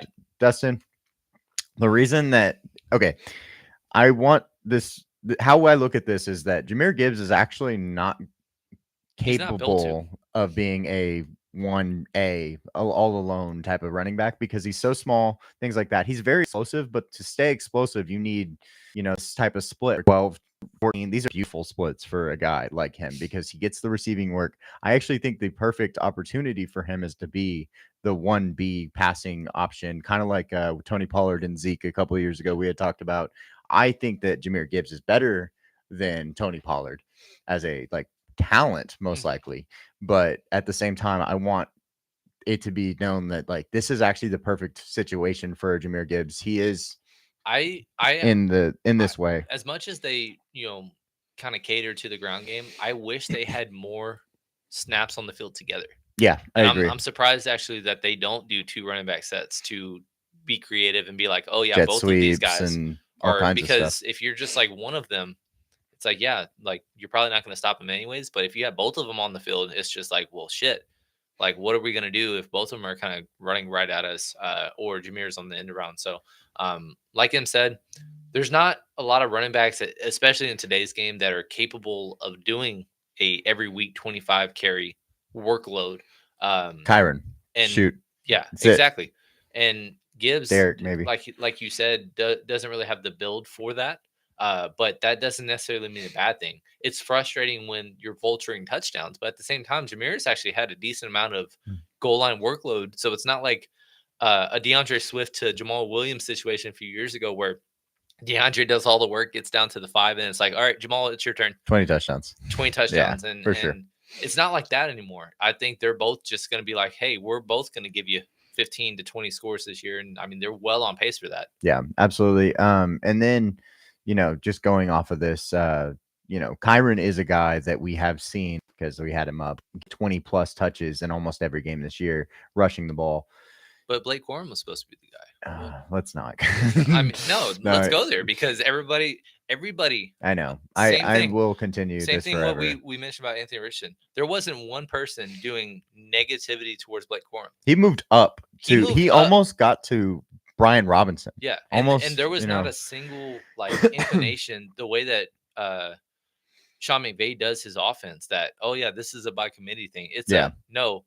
Whoever is my guy is my guy. Yeah. And the only times we've really done committee approaches is when it was just like, well, Cam Akers, Darrell Henderson, I don't know who's my guy, so we're gonna go game by game. But when those specific games happen, they got all the workload. Yeah. So it was frustrating to do season-long investments in those guys. But from a game-to-game week, we've always started Ram running backs with Sean McVay, and they get 85% of the snaps. And I mean, he's only been under 85% of the snaps in 2 games this year. Yeah, minimum. I mean, and Blake Corum has he hasn't had a single game other than the game they were down by 3 touchdowns 7 at halftime. touches or whatever. He basically had 7 straight carries, but that's the only game that he had at least 10 snaps this year. Mm-hmm. And he's also just as old as Kyron too. Yeah, he's 6 months younger than Kyron, which is, I mean, you're a rookie. That's crazy. Mm-hmm. But yeah, so we want to play this team. Cooper Kupp, Puka. If Puka is going to be in, most likely. I know it's Q tag, but he will be in. Matthew Stafford plays better when he's got his receivers, so it's definitely a stackable option. You would have to probably pick one. You probably cannot get to both, so that would be a big thing. Basically, on this slate, at least every single person is going to play either Jalen Hurts or spin down at Matthew Stafford. Yeah, but other than that, Geno Smith has 13% at least on a 4-gamer, which is not that much. But then all the way down at Kyler, and then nobody's playing Caleb Williams, nobody's playing Jordan Love, which you shouldn't. But then also nobody's playing Trevor Lawrence as well. Yeah. So Malik Willis is no. Jordan Love is going to play. I apologize. Yeah, but it is, like I said, that's the only bad weather game today, and it's apparently not going to have a dry moment the entire game. If you had to pick a side, Cooper Kupp or Puka Nacua, who are you siding with? I think we're probably going to pick the same side, but just wondering. It's hard to not say Puka. No, I think it's got to be Puka. And it was kind of it. And last week we didn't talk about Puka, and it was way different. Obviously, we don't talk much about FanDuel. We'll play FanDuel, and if you have FanDuel questions, we'll answer them to the best of our abilities. Right. He was minimum price on the showdown and on the main slate. Play him. So it's like, all right, yeah, we're playing every line with him.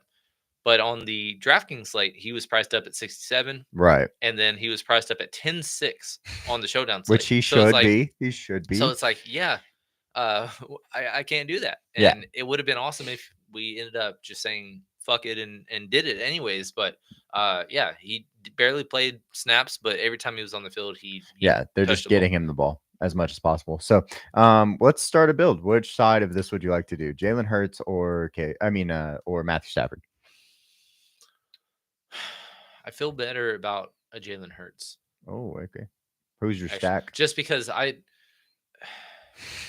it's hard to get up that high, especially on this running back slate where it's like. Yeah, that's what I was going to say. That's why I actually like Matthew Stafford probably. So Devontae? Or do you want to just force AJ and hope and pray that we can find value? Let's go with AJ Brown. Okay. Defense was gonna have to be. I don't know. Arizona. Yeah, Arizona is a home favorite. So even though we're not picking them, it's not like Chicago is just going to. They're often have the upside to put up 40. If they do, that would be awesome for our best ball teams. But it's not like we're going even though it's a good spot.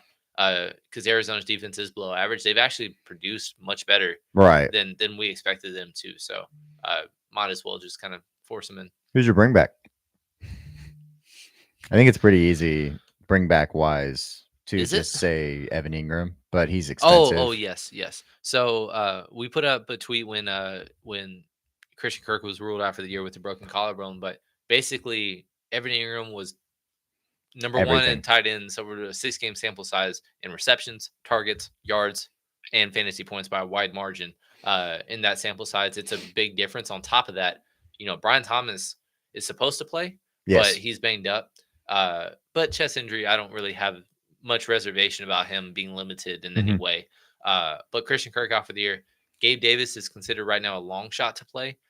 So really, to be honest, it's Parker Washington is the only guy I was gonna say, other are we than gonna Evan Ingram that I are we would gonna even double consider. bring back?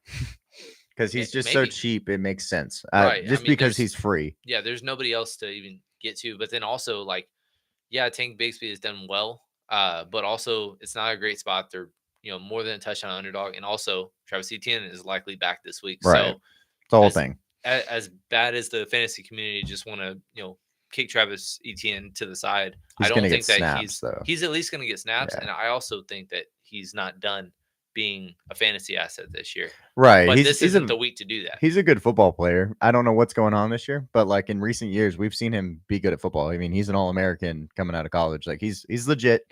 He just hasn't had that spark this year. So And this is his contract year, and usually you see running backs just like, "Hey, we're gonna ride your ass into the ground, yeah, and basically. then disperse of you." But is what it is. So, Where do you want to go otherwise? how do we avoid Detroit in this game? I don't want to. I was not going to. So David Montgomery looks pretty. Tim Patrick is super cheap. he's still cheap. He's like 30. He didn't have any receptions last week, so he just stayed there. Yeah, and Amon-Ra is actually, gaining about 30% ownership, but bad game environment for him in terms of weather. He can go off, but I mean, Tim Patrick being 500. He just didn't needs have a 2 catch targets. last week, well, yeah, but Jared Goff didn't throw the ball. Right. He hit 60 yards. Like Yeah. I don't know what to say. Like, oh well, I mean, if he didn't have a target, whatever. But he had a target. He didn't have a reception. They won by freaking 36 though, or 38. I can't even count. Parker Washington is $100 more, so you could pivot there if you wanted to. Also, I was gonna say the running back position is probably the most important thing though. Can I convince you to get off of Evan Ingram? Yeah, it's fine. There's some tight ends that I like on the slate, so go ahead. Yeah. Well, a name that not many people might know, but AJ Barner Yeah, we'll go is get the him. highest value on the entire afternoon slate.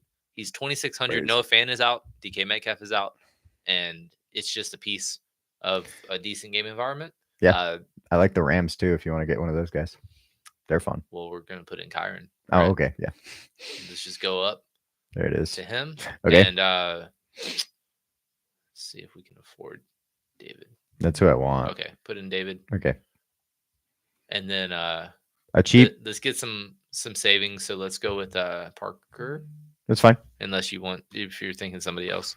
The highest value on the slate in terms of the cheap guys are Jake Bobo and Parker Washington. Yep. Are the two under 4K guys that are showing value, and neither are really a ton of ownership. Both are 12%, which is pretty low for a 4-gamer. You have 5,400. You could also go low again and get another running back stud if you wanted to.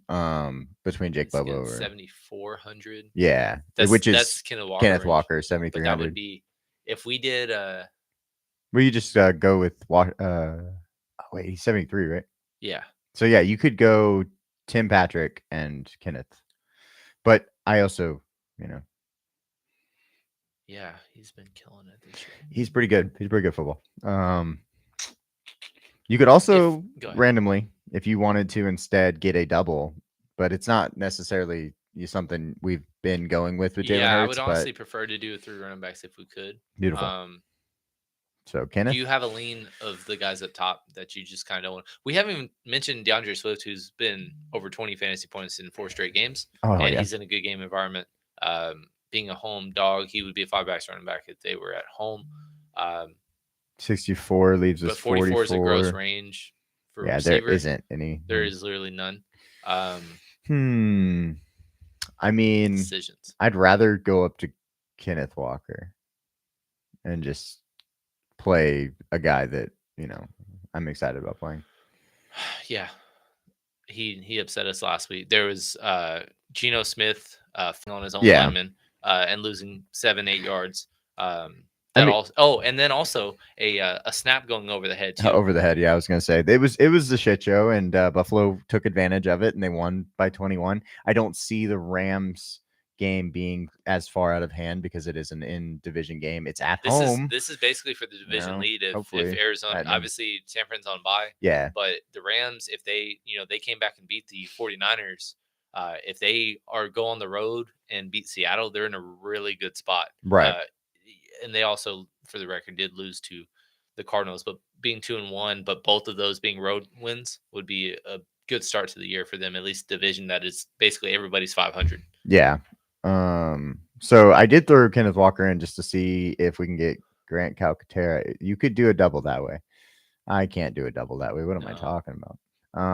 That doesn't Yeah, work. it would have to be a Bobo or a Right. Well, Tim Patrick is the guy that I would expect to have the best leverage versus everybody too down there. Yeah, Patrick is projected for 7% ownership, and Bobo, like I said, 12%, which neither are a ton. But Bobo is showing more value, but I also don't want to play three Seattle players. Right, exactly. So you could throw Tim Patrick in there. We could try to switch up maybe the last guy in here. We could go down to Devontae Smith. No. Decisions. No. Okay, Tim Patrick. Let's go with Tim Patrick. It's fine. Yeah, Just I hope mean, this is a much harder slate, like we talked about earlier, is. though. So I completely agree with this line based on logic and everything. So the only thing, we did take DeAndre Swift out, so Arizona is perfectly fine. Just kidding, but yeah, yeah, cool. I think it's a decent build. Yeah.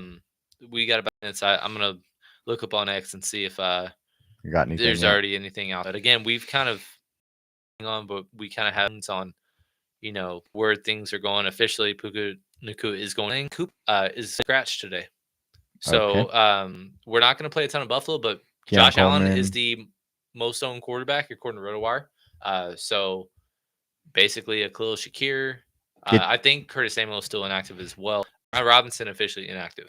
I don't remember what his price is. 5,300, 5,400. Is he really? No, yeah, he's cheap. Okay, that's not the right thing. I'm pretty sure. See. 53. Yeah, that's good. That's a good price. That's a great price, and it's the Giants, so you can get Tyron Tracy. You get that last time. And again, this is why we like to prop before.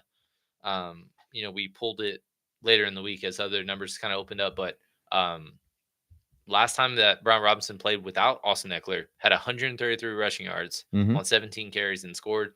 Or he did not score actually. But yeah, really good game. But Austin Eckler was out. Well, flip that this time because Robinson's out, Eckler is in. So yeah, he's basically he has a lot of upside at 53. Yep, I would say. So let's start off this build. Just with Austin Eckler. Wow, is that what we're doing? Maybe. Tyron Tracy is right there at 5,500. Who are you actually? If you had to pick one, Tyron Tracy or Tracy. Okay, perfect. And it's no brainer because not only is he a better running back, but also he has no ownership. Yeah. And on top of that, only being 7% owned, he might even be less owned now that Austin Eckler is out because they're basically in the same price range. And a lot of people kind of flock to late second or last minute injury decisions. Okay, so let's start this build off then. Sorry. Quarterback wise, where do you want to go? Lots of options like we talked about, but truly we're going to narrow it down. We did give a lot of options though to everybody if they wanted to play otherwise. I mean, Dak is probably your guy. Let's go with Dak. I'm not opposed to doing a single stack just because we do like other tight ends. And it is an awkward price range, but at the same time, it's good tournament play because he's not really, or no tight end is really highly owned. Right. I'm okay with doing a single though. I like that idea here. We're gonna do a 4 running back build. What do you want from Atlanta? I'd love to do a 4 running back build. No, Bijan. No, it is because Taysom Hill's going this. Oh, fair enough. All right, so Bijan, Taysom. Bijan, put in Taysom Hill at 38, our favorite running back that's tight end, and defense. Going all the way down. All the way down to the Giants. There's another defense. 2,300. Okay, so now we're in it. Where would you like to go? Carolina bring back is pretty easy. Also, see, this is how builds work. This after we've talked about them already, we know exactly where we think we're gonna go. Coker is 3,600. Now we have 6,000. Could be a Washington Austin Eckler, could be a Tyron Tracy. It's gonna look just like our freaking early only. Yeah, because I that's where think all the value's that- at. Exactly. I think a lot of our builds today are going to be like 7-2 or at minimum. Yeah. Maybe we'll get a 6-3 if we have to force it, but that's kind of what we're thinking. But yeah, click on him because Okay. we're not going to play him today. He's playing a lot. He's gonna be in all of our lines. I feel like. Okay. Yeah, it's just too easy. All right. So Now, because I don't want to have it all 9 players / defense be early only. So who would be your preferred? Like we got to force in an afternoon guy. afternoon. Let me see. I mean, a lot of running backs were up top. Talking about Kyron, but that's going to be really tough to forward things if we went that high. But Ken Walker's still there. Oh, I want a Detroit player.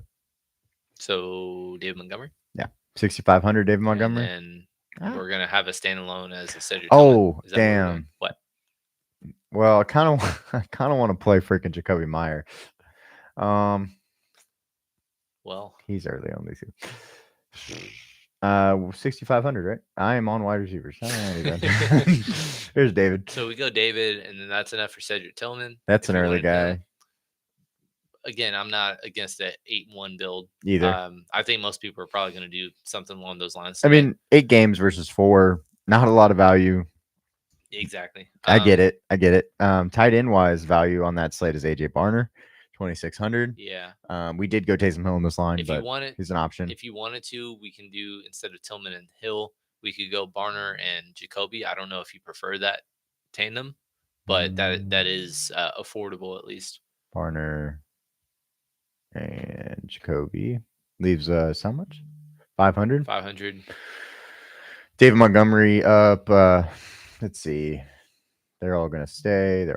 So yeah, you would probably just play it this way. Gesicki is an option, but he is in, and then he would be the bring back. I probably prefer Gesicki. Yeah. So if we are going to do this build, probably put it in early only. Lean for it. And just switch this guy out. Right? Yeah. Yeah.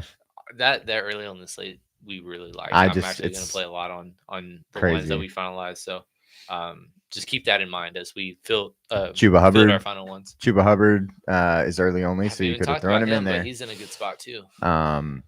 Yeah, there's just early only is exciting, honestly. So let me clear this one, and I'm gonna go cheaper at quarterback. I'm gonna go to. Should I go Gardner this one? We kind of made a Gardner line. Let's go Gardner because I just like him. The other thing that I love about David today, 5% owned. David Montgomery. Mm-hmm. Wow. So okay, I like that too. That makes it easy. And on top of that, I could even actually see it being less than that, just because there's just kind of great spots all over the board, and it's basically all the way down the line. There's guys in 6K, 7K, 8K, and 5K range that are in really good spots. So I think at the last minute, now that Brian Robinson's out, we might be playing more Austin Eckler than we thought leading into the day. Yeah, I'm okay with that though, because of the fact that we get the value for him. 5,300 Jacoby Meyer. I'm going to put Chase Brown in this line instead. I forgot about Chase Brown. I'm telling you, dude. All right. I have no idea actually how we're going to finalize this running back ownership, because there's like 10 guys that I want to play. We're going to have to fade too many of them. So, I mean, Alvin Kamara is a great start. Yeah. So, because there's so many good ones, he's too expensive for the chalk. All right, here we are. And you said that for this main, you want to stay with the single. Right? Yeah, I think so. So who's the expensive guys that you want in this line? Because we have money in this one. I want to play Kyron. Okay. And I will bring back with AJ Barner. Oh, or JSN. Yeah, JSN. We haven't even talked about JSN. We haven't talked about JSN, but he he had a really solid game last week in the rain, and also he's 6,200 though, which makes it harder. But only 7 today, and you usually don't see the new number one for Geno Smith, who throws the hell out of the ball. And last week, Tyler Lockett was the chalky guy that everybody was playing, and his price stayed the same basically. Mhm. And because of his bad game last week, nobody's playing him because he's also 6% owned. Right. Yeah. I'm not going to put JSN in this line. No, that's fine. We're going to play Get your money. 2,600, Woo! and we're going to Money. have money for days. We're going to put some crazy receivers in, which is going to be awesome. I'm going to start with the game that I think we have to have. Okay. I want to play. 59. Oh, is that all I have left? Oh, Yeah. one spot? I thought I had 2 spots. Amari Cooper being out is crazy. Khalil Shakur might become a viable option. But then I might not 59 play is tough though. CD, man. That's crazy. I did not know that was. I where mean, it was we're gonna not going go. to play CD in every line though. No. So, AJ becomes an option. Puka, but I already have Kyron. But Puka is an option. And for the record, we also have not mentioned Malik Neighbors, who was also one of our props of the week that had 18 targets the last time he played the Washington Commanders. And last game, obviously, it was an okay game. He still had 13 targets. He is in the league with 36% of the target. Game of the year, 31.7. Yeah, his best game of the year was against the Commanders. So he's averaging 20 points a game by only scoring 3 touchdowns. So he's only 75. Actually, what is his ownership? 12%. Okay. I don't know. There's options though. Yeah, for sure. No, I want to go through, and we haven't talked about Drake London. We can keep on that. Well, we had talked about Drake London, but I do like Drake London against Dallas. But let's see. What do I want to do up top is the real question, I guess. I kind of want to go Puka, but I have Kyron.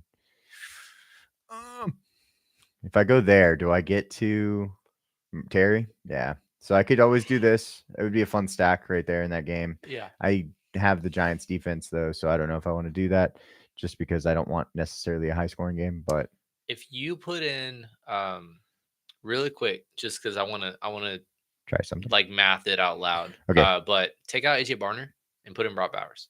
Okay. We're not go all the way up. Wow. That would have been my guy that I would have changed. So I agree with that one. Right. Just because, like, for example, we're putting in like another cheap receiver. So like a Coker or a Cedric Tillman or Washington. PJ Washington, yeah. The 77. Yeah. Just short of enough for Cooper. Don't really want to play him. Would have been Malik, I guess, but I don't know. Let's go up to Tillman. That's 700. So 7,000 is where I sit. Yeah. Devontae Smith.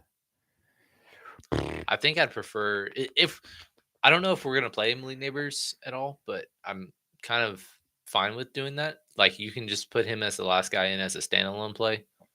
I think I know what I want to do. Okay, talk to me. So I'm gonna go down at tight end because I do like so many tight ends in this range. Do you have a lean in Njoku or Ingram? They're both really good plays.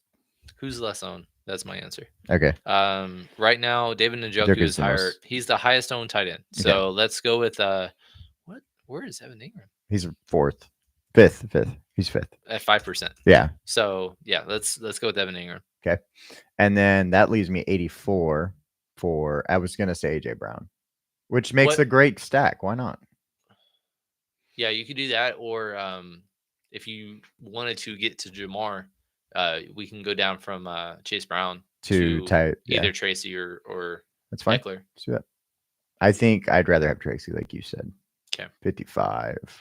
And then put Jamar. That's not for CD too, just for the record. But I'd rather have. How do you decide? Bring back. I'd rather have a bring back in this one. So, but yes, no, I love paying up on all these guys. Like they're just so good at football, man. They're basically the same ownership too. I mean, CD and they're Jamar, the highest. They're the highest projected receivers on the entire slate, and they're both 12% owned. Jamar is actually projected higher, better value. Tyreek Hill is the third overall, and he is 7,300. I'm surprised by that actually. Well, he's gonna catch a 60-yard touchdown and upset us. That's what he does. Yeah. He's gonna go down. Us a lot of money last week because we had a lot of props that did well, and I really like the touchdown prop. Yeah, for sure. And he bummed me out on a lot of that. Oh yeah, but I really like this line. If y'all have any last minute questions, please add them in the chat. If y'all want us to build a line with a certain quarterback, we're more than willing to do that. from the group that we had told everybody about earlier. Also, if you have start sit questions, T. Higgins officially inactive. Jermaine Burton, despite that, is a healthy scratch. Just for the record. so Yoshi Boss is an option. Yeah, this doesn't matter this week, but Nick asked the question earlier. Jonathan Brooks, he is expected to debut next week. Okay. Let's see. What's for lunch? Oh my god, I'm so hungry. I agree. Goodness gracious. All right, Taylor. Well, give me a minute. Let's see. Dustin asked, so sorry if I missed it already. Discuss thoughts on Marvin Harrison Jr. against Chicago. Well, Chicago has one of the best cornerbacks in football in Jalen Johnson, and Marvin Harrison Jr. will probably be against him. I think Chicago's defense is good. They do have some injuries. Brisker and Kyler Gordon are out. And Tyreek Stevenson, he went viral because of yes, the excuse me, the turnaround and all that. His craziness. turnaround taunting the fans. He's not starting today. I'm assuming he will play a healthy amount of snaps, but just for the record, he's one of the, even though he had an idiot moment, his immature moment, he is still a really solid number 2 corner. No, he's good. And yeah. He's been playing well, and he actually had a great game in spite of Washington coming back, and obviously him being the reason that they ended up losing. He's part of the reason. I mean, I don't put all the blame on him. I think that it was stupid, but the whole thing that was literally the worst way to ever go about for sure. a last 2 plays of the game. But at the same time, he not only tipped the ball, but he also affected other people's roles because he ran into his own guys to disallow them to contribute to the play, and then also all that stuff. It was a bad play, but regardless, he's still really good. Marvin Harrison is not a great matchup, in my opinion. I actually am sitting him over some questionable names today in some of the teams that I have him, and I'm able to. Perfect. Well, we're not going Dortch. It's not a Dortch sighting day, unfortunately, because there just is so much good value on Coker and Tillman. They're going to be the 2 guys we pay down for mostly, and Dortch just unfortunately doesn't make the cut this week, but we do love Dortch. Don't get us wrong. And also Zay Jones is back too. And Zay, and again, he had his got more. He had his first game last week, and I think he barely played. And again, that's a different position really from Greg Dortch, because he's not a slot receiver. However, each of the last 2 weeks he's increasing the snaps, so I'd assume he'd get close to about 40% today. And Greg Dortch has not been over 40% of the snaps since he has been back. Yeah. But if there's no other questions, guys, I'm going to stop the share so that I can be a fun day today. Apparently go get food for my wife and Cameron. Yes. But yeah, a couple last minute active, inactive lists. Tony Pollard in, Tyler Boyd in. He was a question mark. And then Curtis Samuel, I actually misspoke. He is playing today. So if you want to be a no-owned guy with Amari Cooper, inactives, Will Levis is obviously not playing. T. Higgins, Zach Moss, and Jermaine Burton all out for Cincinnati. Amari Cooper is out. We mentioned that one. Brian Robinson is out. DJ Chark, there was talk that he might play today. He is not. Deontay Foreman is out. So basically more Nick Chubb opportunities. I believe Jerome Ford is still out as well. Perfect. Well, we appreciate everybody hanging out with us. Thank you, Dustin. We do our best. Hopefully, let's see. No other questions. Nope. We're good. Sweet. So we appreciate y'all hanging out with us. Get in the Discord if you want to see our final picks and all of our lines, all of our early only prize which picks. That was the contest that took us down and made us have a good week last week. That and the main will probably be posted around 11:30ish. Yeah. And then afternoon we probably won't post until for a few hours to let things marinate and see if there's any kind of surprise inactives or what have you. But we can't thank you guys enough. Appreciate all your time, all your questions, and all that good stuff. Let's have a fun Sunday. Yeah, absolutely. We appreciate y'all, and we will see y'all. Well, we'll see you in the Discord if you're in there, and then if not, we will see you. Me and Dustin will see you on Monday. Right. So see y'all later.